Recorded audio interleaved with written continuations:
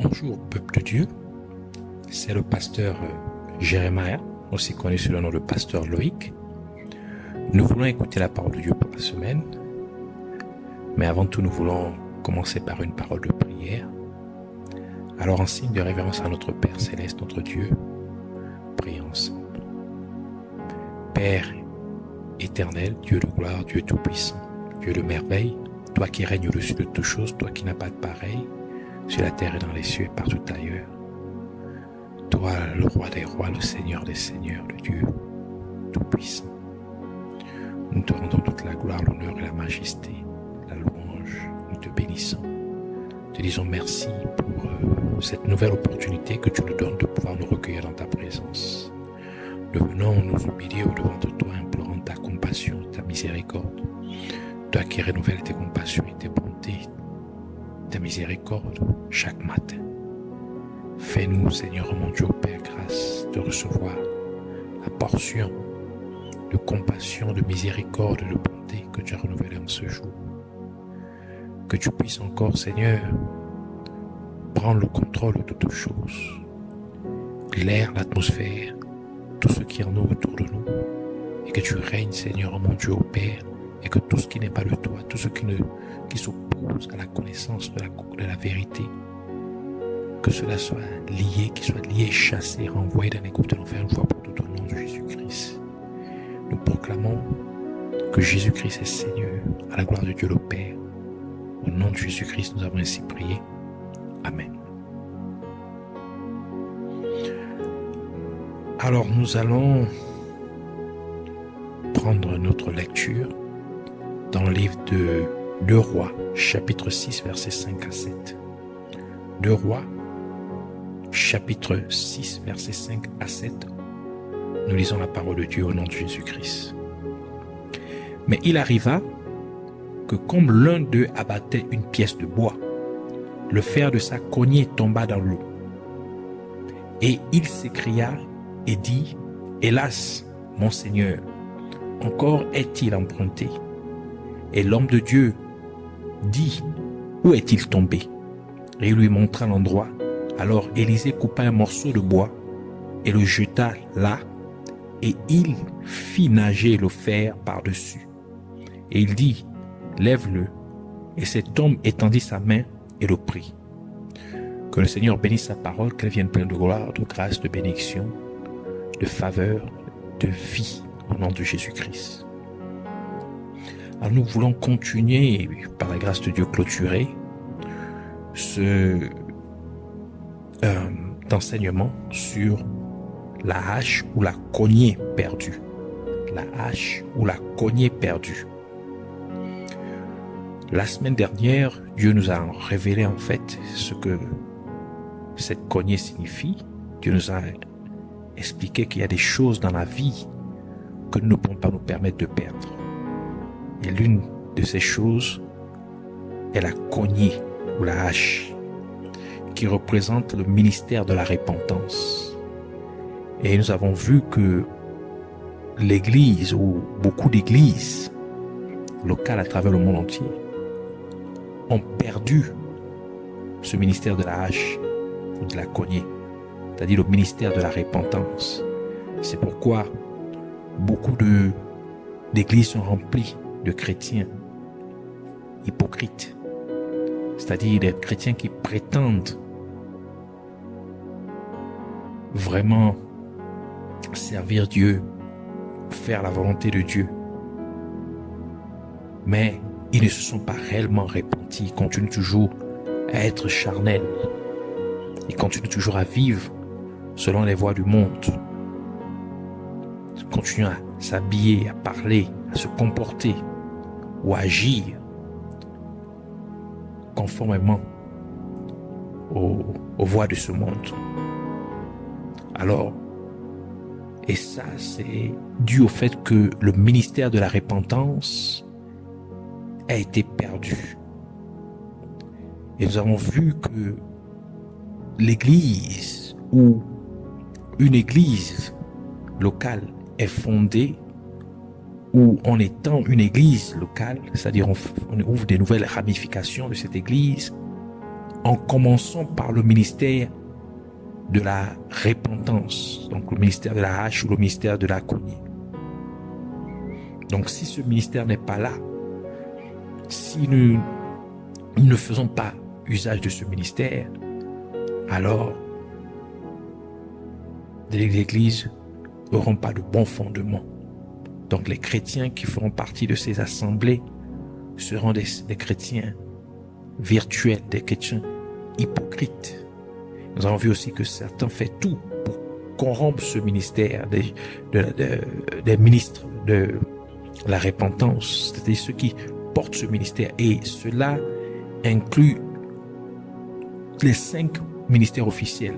Donc ce ministère n'est pas seulement voué aux évangélistes, mais aussi nous avons vu que Jésus, les apôtres, les prophètes, les enseignants ou encore le docteur de la parole, les pasteurs, donc tous doivent opérer dans ce ministère.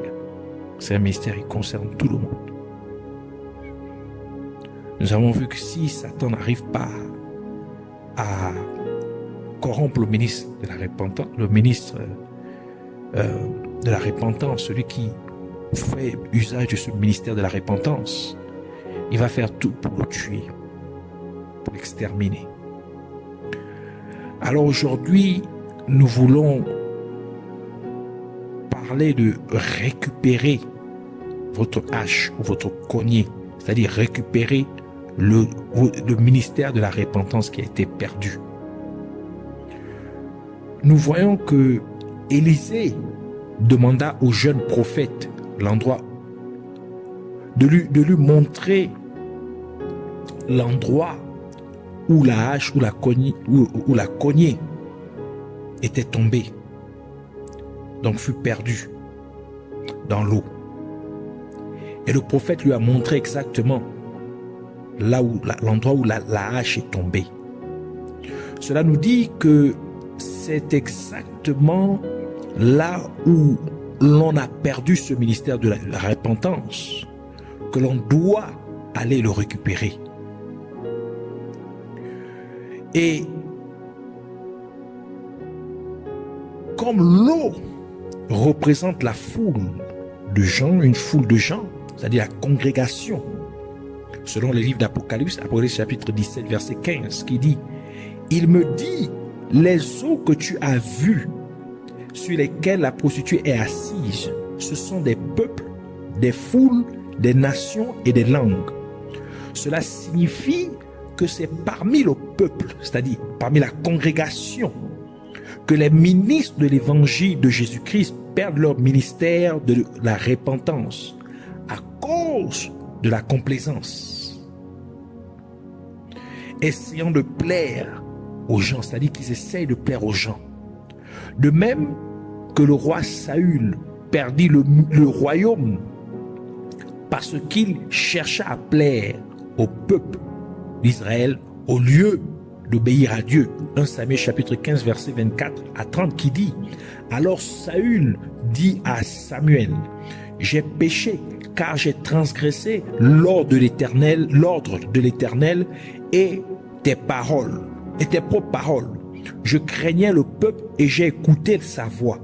Maintenant, je te prie, pardonne mon péché, reviens avec moi et je me prosternerai devant l'Éternel. » Samuel dit à Saül, « Je ne reviendrai pas avec toi, car tu as rejeté la parole de l'Éternel et l'Éternel te rejette, afin que tu ne sois plus roi sur Israël. » Comme Samuel se tournait pour s'en aller, Saül le saisit par le pan de son manteau qui se déchira.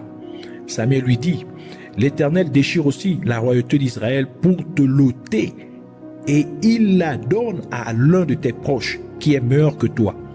Celui qui est la force d'Israël ne ment pas et n'a pas de regret, car il n'est pas un être humain pour éprouver du regret. » Saül dit encore, « J'ai péché, maintenant je te prie, honore-moi devant les anciens de mon peuple et devant Israël.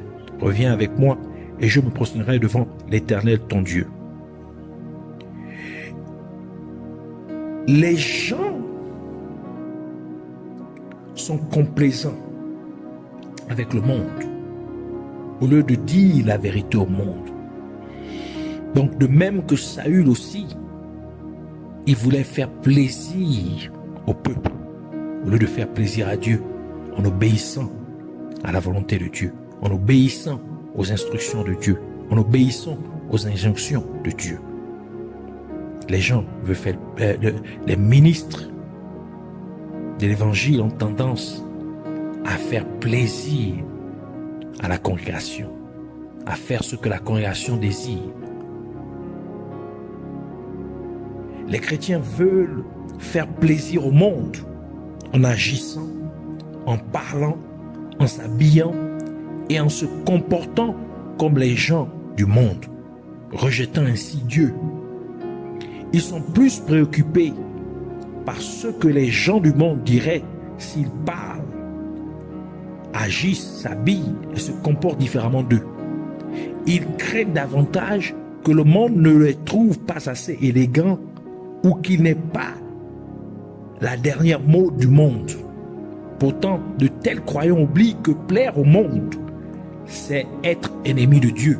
Comme le livre de Jacques, chapitre 4, verset 4 nous dit, « Adultère, ne savez-vous pas que l'amour du monde est inimitié contre Dieu?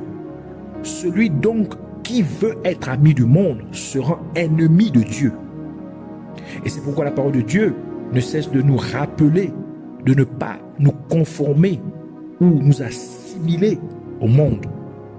Romains chapitre 12, verset 2 qui dit « Ne vous conformez pas au monde présent, mais soyez transformés par le renouvellement de l'intelligence, afin que vous discerniez quelle est la volonté de Dieu, ce qui est bon, agréable et parfait. » Et le monde, ou encore ceux qui appartiennent au monde, aiment ceux qui agissent, parlent, s'habillent et se comportent comme eux, mais ils détestent ceux qui sont différents d'eux, comme Jésus-Christ l'a mentionné dans Jean chapitre 15 verset 19 qui dit « Si vous étiez du monde, le monde aimerait ce qui est à lui. Mais parce que vous n'êtes pas du monde et que je vous ai choisi du milieu du monde, à cause de cela, le monde a de la haine pour vous. » Élisée prit un bâton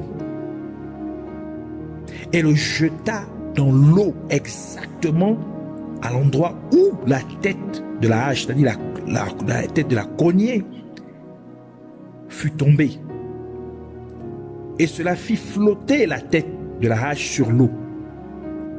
Cela implique que vous devez retourner là où vous avez perdu le ministère de la repentance pour le récupérer. En refusant de continuer en refusant de continuer dans la complaisance, c'est-à-dire en refusant de continuer à faire plaisir ou essayer de faire plaisir aux gens ou à la congrégation. Mais vous devez plutôt prêcher et enseigner exactement comme la parole de Dieu le dit, sans prendre en considération à qui vous prêchez ou enseignez, car Dieu est un. Dieu qui est un avec sa parole est le même pour tous et sans aucun respect de personne.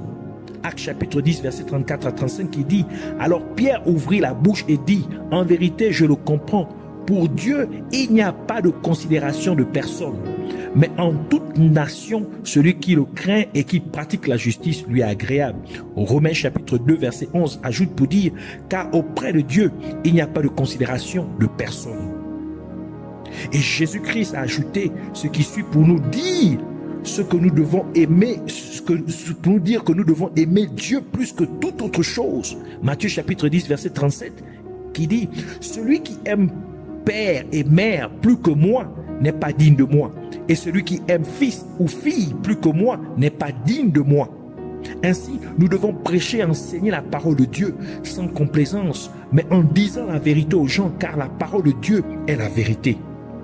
Nous devons donc appeler les gens à une véritable repentance, peu importe leurs opinions ou leurs préjugés. Nous devons également remarquer le fait que le prophète Élisée demanda au jeune prophète de reprendre lui-même la hache ou la cogner. C'est pour dire que c'est la personne qui a perdu le ministère de la repentance qui doit en être elle-même chargée de le récupérer. C'est vous qui devriez retrouver le ministère de la repentance et non quelqu'un d'autre à votre place. Et cela est bien représenté dans les dires suivants de Jésus-Christ, dans Matthieu chapitre 10, verset 38, qui dit « Celui qui ne prend pas sa croix et ne me suit pas n'est pas digne de moi. » Ce dont nous devons également nous rappeler, c'est le fait que la hache ou la cognée fut empruntée. Donc, elle doit être rendue à son propriétaire. Mais qui d'autre connaît celui qui a prêté la hache ou la cognée au jeune prophète, à part le jeune prophète lui-même? Alors, le jeune prophète devrait rendre la cognée à son propriétaire, c'est-à-dire rendre la hache à son propriétaire. Or, n'oublions pas que vous êtes un ministre de Dieu, faisant ainsi le ministère de Dieu ou l'œuvre de Dieu, ce qui signifie que le ministère n'est pas le vôtre, mais qu'il appartient à Dieu. Vous devez donc rendre le ministère de la repentance à Dieu, tel que Jésus nous le dit dans Matthieu chapitre 22, verset 21, qui dit de César, il dit dans la deuxième partie, il dit rendez donc à César ce qui est à César et à Dieu ce qui est à Dieu. Dieu ne s'attend pas seulement à ce que vous lui rendiez le ministère, mais que vous devez également lui rendre compte de ce que vous avez fait du ministère qui vous a confié, comme Jésus-Christ l'a mentionné au travers de la parabole suivante dans Matthieu chapitre 25, versets 14 à 30, qui dit, c'est Jésus qui parle, et il en sera comme d'un homme qui, en partant pour un voyage, appela ses serviteurs et leur confia ses biens. Il donna 5 talents à l'un, 2 à l'autre, et au troisième, 1, et 1 au troisième, à chacun selon sa capacité. Et il partit en voyage. Aussitôt, celui qui avait reçu les 5 talents s'en alla, les fit valoir et en gagna 5 autres. De même, celui qui en avait reçu les 2 talents en gagna 2 autres. Celui qui en avait reçu qu'un alla faire un trou dans la terre et cacha l'argent de son maître. Longtemps après, le maître de ses serviteurs revint et leur fit rendre compte. Il souligne bien, il est dit que le maître revint et leur fit rendre compte. Donc ils ne sont pas venus seulement rendre ce que le maître leur a donné, mais ils ont rendu compte de ce qu'ils en ont fait avec. Cela continue pour dire, celui qui avait reçu les 5 talents s'approcha en apportant 5 autres talents et dit, Seigneur, tu m'avais confié 5 talents. Voici 5 autres que j'ai gagnés. Son maître lui dit, bien, bon et fidèle serviteur, tu as été fidèle en peu de choses, je t'établirai sur beaucoup. Entre dans la joie de ton maître. Celui qui avait reçu les 2 talents s'approcha aussi et dit, Seigneur, tu m'avais confié 2 talents, en voici 2 autres que j'ai gagnés. Son maître lui dit, bien, bon et fidèle serviteur, tu as été fidèle en peu de choses, je t'établirai sur beaucoup, entre dans la joie de ton maître. Celui qui n'avait reçu qu'un talent s'approcha ensuite et dit, Seigneur, je savais que tu es un homme dur, qui moissonne où tu n'as pas semé et qui récolte où tu n'as pas répandu. J'ai eu peur et je suis allé cacher ton talent dans la terre. Voici, prends ce qui est à toi. Son maître lui répondit, serviteur mauvais et paresseux, tu savais que je moissonne où je n'ai pas semé et que je récolte où je n'ai pas répandu. Il te fallait donc placer mon argent chez les banquiers et à mon retour, j'aurai retiré ce qui est à moi avec un intérêt. Ôtez-lui donc le talent et donnez-le à celui qui a les 10 talents. Car on donnera à celui qui a et il sera dans l'abondance. Mais à celui qui n'a pas, on donnera même ce qu'il a. Et le serviteur inutile, jetez-les dans les ténèbres du dehors, où il y aura des pleurs et des grincements de dents. Cela nous dit que Dieu attend de nous que nous utilisions le ministère de la repentance qu'il nous a confié afin de faire un profit pour lui. Ce qui signifie que nous devons gagner des âmes pour le royaume de Dieu en utilisant ce ministère de la repentance. Mais si nous ne parvenons pas à gagner des âmes avec ce ministère ce ministère qu'il nous a confié, Dieu nous jetterait dans les ténèbres extérieures où nous pleurerions et grincerons des dents. Et en tant que serviteur de Dieu, ce n'est pas ce que quiconque aimerait voir lui arriver. Alors reprenons ce ministère de la repentance et faisons-en bon usage en gagnant des âmes pour le royaume de Dieu, en amenant les gens à une repentance authentique. Une autre chose que nous pouvons tirer de cette parabole, c'est le fait que le Seigneur a appelé fidèles tous ceux qui ont utilisé ce qu'il leur avait confié pour faire un gain pour lui. Cela nous montre que ceux qui utilisent le ministère de Dieu, que Dieu leur a confié pour gagner des âmes pour le royaume de Dieu, sont fidèles aux yeux de Dieu. Par conséquent, si vous faites bon usage du ministère de la repentance que Dieu vous a confié pour gagner des âmes pour le royaume de Dieu, vous êtes fidèles aux yeux de Dieu. Ceux qui ont fait un profit pour leur maître n'étaient pas seulement considérés comme fidèles, mais aussi comme de bons serviteurs. Donc quand vous faites bon usage du ministère de la repentance que Dieu vous a confié pour gagner des âmes pour le royaume de Dieu, Dieu vous voit aussi comme étant un bon serviteur.